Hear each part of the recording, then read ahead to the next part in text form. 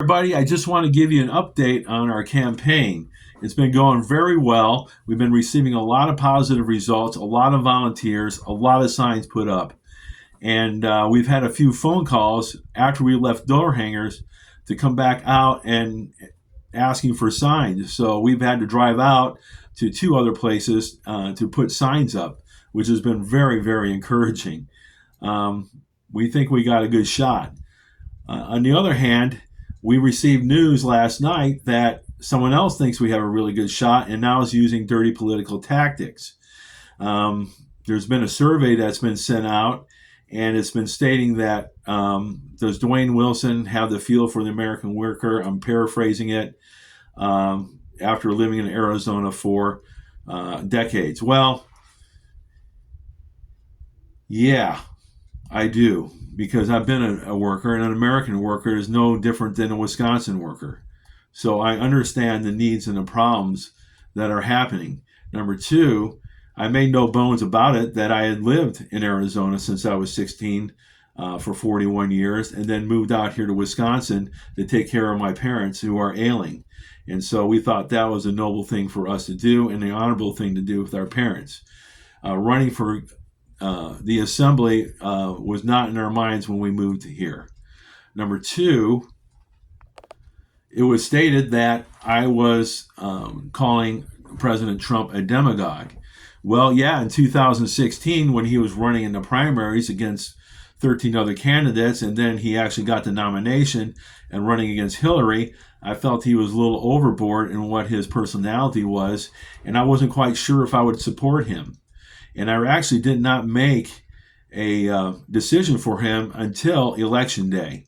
And I felt the Lord really wanted me to vote in that election for him and give him a chance. I was pleasantly surprised by the results that he actually did what said he was going to do, including making Jerusalem the capital of Israel, securing borders, and then making NATO pay their fair share for their own defense. Number three was a personal one.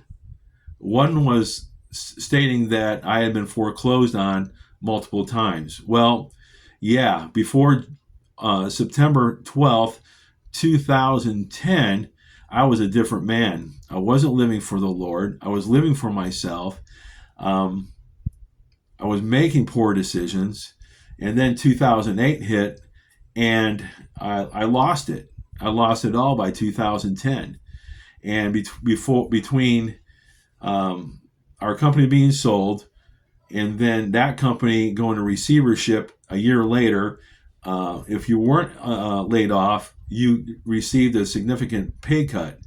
And so by the time everything hit the fan, I just couldn't make it. So I gave the home back to the bank, which couldn't have worked out better for me in this respect, that God was using it to bring me to my knees and bring me back to the cross. So I had a friend that kept inviting me to his church, and I finally went September 12th, 2010, and I heard the truth, and I heard that God loved me as a son, that he could redeem me, he can actually reinstate me because I reconciled to him, and then I could walk out this life through his power. So since then, it has been a blessing after blessing after blessing, because he cleaned me out spiritually in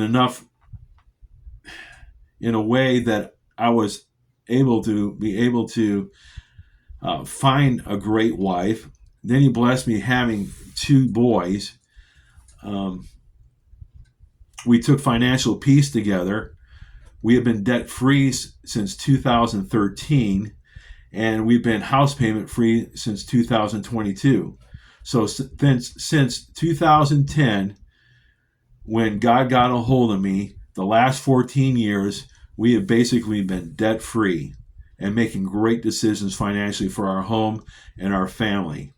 We also found that tithing is paramount. In Malachi, God says, test me on this.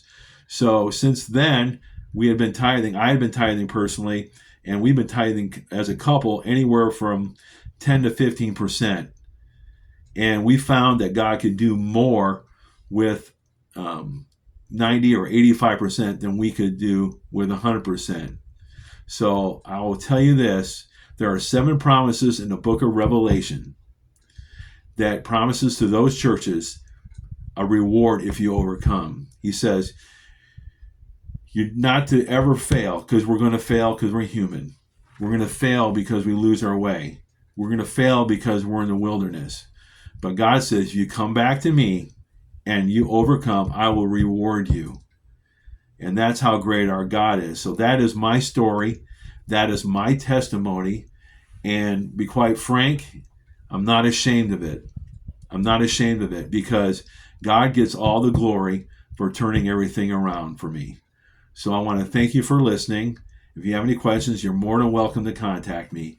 Thank you, and God bless.